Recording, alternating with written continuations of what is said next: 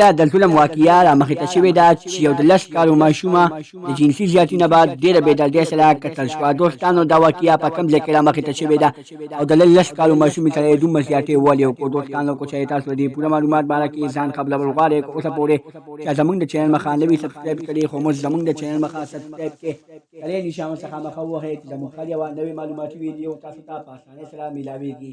دوستانو دا واقعه په نوښار کې رامخې ته شوې ده چې یو بشرا نومې ماشومې سره ډېر زیات ظلم شوی دی.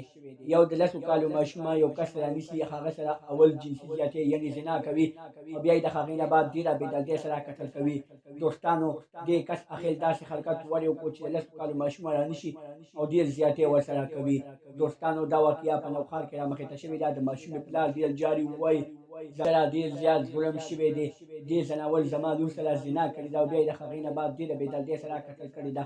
دوستانو قتل یې په داسې نمونه باندې کړې ده، اول یې په ټبر باندې په سر وخړې ده، بیا یې په خپه وخړې ده او بیا یې په خېټه کې په ټبر باندې وخړې ده. دوستانو دې ظالم ورسره داسې ظلم کړی دی، اول یې ورسره زنا کړې ده او بیا یې دومره بېدردۍ سره قتل کړې ده.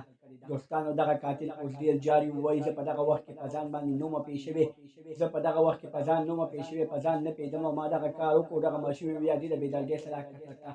د ماشومې پلار وایي چې ماته دې انصاف میلو شي. دوستانو دا نن دویمه ورځ ده او دا دویمه واقعه ده چې دا رامخې ته کېږي. پرون مریخه ماشومې سره ډېر زیات ظلم شوی و، نن یوې بلې ماشومې بشرا سره ډېر زیات ظلم شوی دی. دې سره یې اول جنسي زیاتې کړې دی او بیا یې ډېره بېدردۍ سره قتل کړې ده.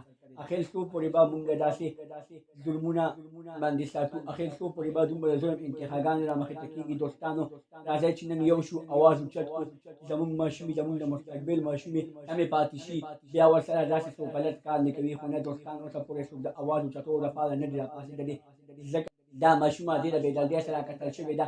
دا هم غریبه ماشومه وه. پرون چې یو بله ماشومه مدیحه نومې وه، ډېره بېدردۍ سره قتل شوې وه. هغه خو یو غریبه ماشومه وه. د غریب عوام دپاره څوک هم اواز نه اوچتوي.